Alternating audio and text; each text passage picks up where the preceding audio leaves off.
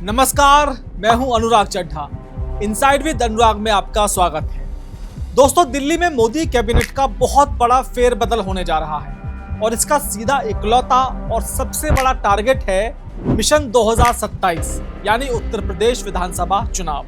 खबर है कि यूपी बीजेपी के नए प्रदेश अध्यक्ष के तौर पर पंकज चौधरी की ताजपोशी ने दिल्ली में केंद्रीय मंत्रिमंडल विस्तार का काउंटडाउन शुरू कर दिया है। पार्टी के एक व्यक्ति एक पद के सख्त नियम के तहत पंकज चौधरी का मंत्री पद से हटना बिल्कुल तय माना जा रहा है और इसी खाली हुई कुर्सी के साथ केंद्र में यूपी के कोटे से नए और कद्दावर चेहरों की एंट्री का रास्ता पूरी तरह से खुल गया है। दरअसल इस पूरे सियासी फेरबदल की जड़ में 2024 के लोकसभा चुनाव के वो नतीजे हैं जिसने उत्तर प्रदेश में भारतीय जनता पार्टी के अजय होने के भ्रम को पूरी तरह से तोड़ दिया है। जो पार्टी 2014 में 71 सीटें और 2019 में सपा बसपा के उस महागठबंधन को चीरते हुए 62 सीटें निकाल लाई थी, वो 2024 में 33 सीटों पर कैसे सिमट गई। यह सिर्फ हार नहीं थी, विपक्ष ने बहुत ही रणनीतिक तरीके से पिछड़े दलित और अल्पसंख्यक वोटों का एक ऐसा कॉम्बिनेशन तैयार किया जिसने बीजेपी के हिंदुत्व और राष्ट्रवाद के नैरेटिव को जमीनी स्तर पर ब्लॉक कर दिया। अब जब 2027 का विधानसभा चुनाव सिर पर खड़ा हुआ है तो बीजेपी का शीर्ष नेतृत्व यह बहुत अच्छी तरह समझ चुका है कि सूबे में वापसी केवल नारों या पुरानी रणनीतियों के दम पर नहीं हो सकती। जमीन पर खिसके हुए वोट बैंक को वापस लाने के लिए अब सत्ता में हिस्सेदारी का सीधा और ठोस संदेश देना होगा। मोदी कैबिनेट का यह विस्तार उसी डैमेज कंट्रोल का सबसे बड़ा हथियार माना जा रहा है।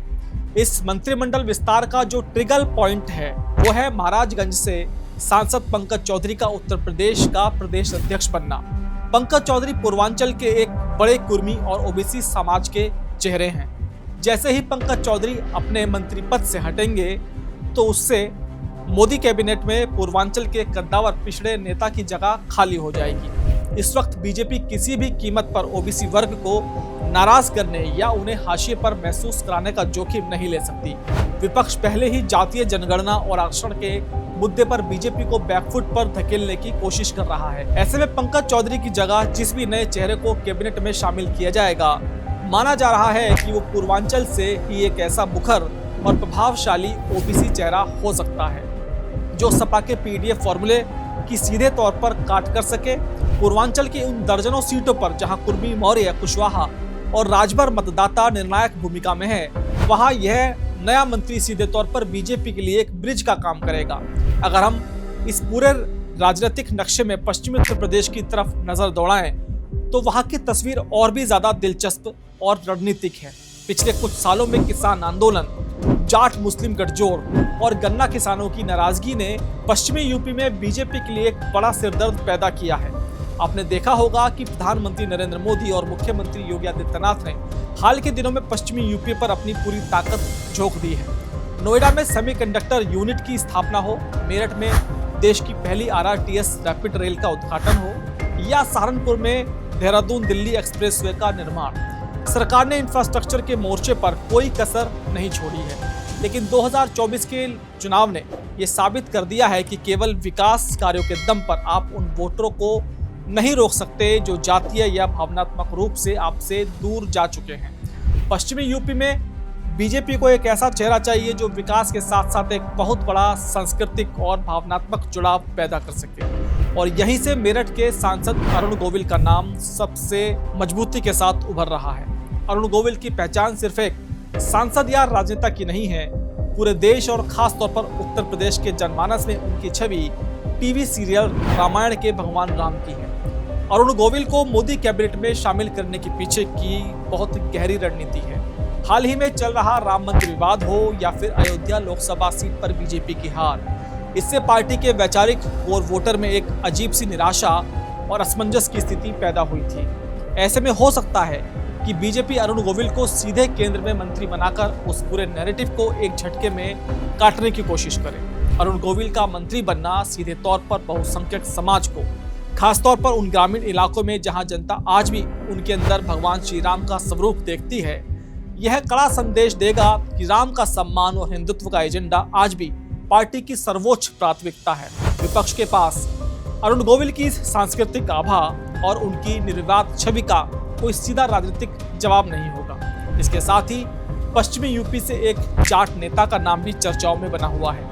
अब वो नेता कौन हो सकता है या किसे होना चाहिए, उसका नाम आप कमेंट सेक्शन में जरूर लिखकर बताइएगा।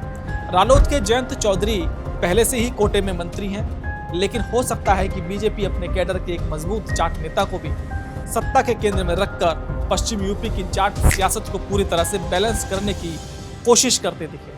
पश्चिमी यूपी और ओबीसी समीकरणों के बाद जिस वोट बैंक ने 2024 में बीजेपी की जड़ों में सबसे ज्यादा मट्ठा डाला था, उसका अपना स्वर्ण और विशेषकर ब्राह्मण वोट बैंक। चुनावी विश्लेषकों और पार्टी के आंतरिक सर्वे की रिपोर्ट इस बात की गवाही देती है कि पिछले चुनाव में ब्राह्मण मतदाता बड़ी संख्या में बूथ तक पहुंचा ही नहीं। टिकट बंटवारे से लेकर प्रशासनिक स्तर पर ब्राह्मणों की कथित अनदेखी के नैरेटिव ने इस वर्ग में एक गहरी उदासीनता पैदा कर दी थी। इस नाराजगी को दूर करने और 2027 के चुनाव से पहले सवर्णों को एक ठोस आश्वासन देने के लिए उत्तर प्रदेश के पूर्व उप मुख्यमंत्री और वर्तमान राज्यसभा सांसद दिनेश शर्मा का नाम भी मंत्रिमंडल विस्तार की लिस्ट में बहुत तेजी से आगे बढ़ रहा है। दिनेश शर्मा की छवि एक अत्यंत सौम्य, एकेडमिक और निर्विवाद ब्राह्मण नेता की रही है, जिनकी पूरे प्रदेश के ब्राह्मण समाज में एक व्यापक स्वीकार्यता है।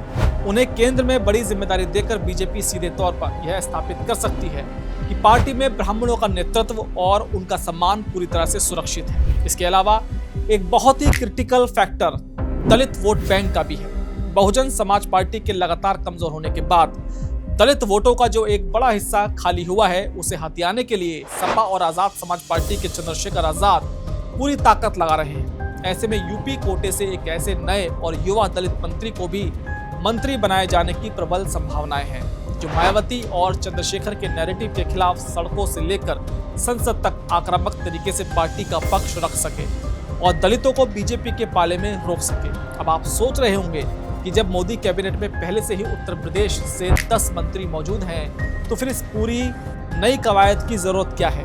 वर्तमान में प्रधानमंत्री नरेंद्र मोदी स्वयं वाराणसी से सांसद हैं, रक्षा मंत्री राजनाथ सिंह लखनऊ से आते हैं, सहयोगियों में अनुप्रिया पटेल और जयंत चौधरी भी मंत्री हैं। इसके अलावा जितिन प्रसाद, कीर्तिवर्धन सिंह, एसपी सिंह बघेल, कमलेश पासवान और बीएल वर्मा जैसे नेता भी केंद्र सरकार का हिस्सा हैं। लेकिन बात सिर्फ संख्या की नहीं, बात इम्पैक्ट यानी कि प्रभाव की है। इनमें से कई मंत्री अपने अपने क्षेत्रों में तो मजबूत हैं, लेकिन 2027 की विधानसभा चुनाव के लिए बीजेपी को ऐसे चेहरों की जरूरत है जो पूरे प्रदेश में एक नैरेटिव सेट कर सके। मौजूदा मंत्रियों के रहते हुए भी अगर पार्टी 33 सीटों पर सिमट गई, तो इसका सीधा मतलब है कि जनता के बीच उनके प्रभाव में कहीं ना कहीं ठहराव आ चुका है। बीजेपी को अब स्टेट लेवल के वो चेहरे चाहिए जो अपने समाज के वोट को ट्रांसफर कराने की गारंटी दे सके। राजनाथ सिंह राष्ट्रीय स्तर के नेता हैं, प्रधानमंत्री खुद एक वैश्विक ब्रांड हैं, लेकिन विधानसभा चुनाव जीतने के लिए आपको गली मोहल्ले, जिले और जातियों के उन छत्रपों की जरूरत होती है जो विपक्ष के स्थानीय नेताओं से सीधा मोर्चा ले सके।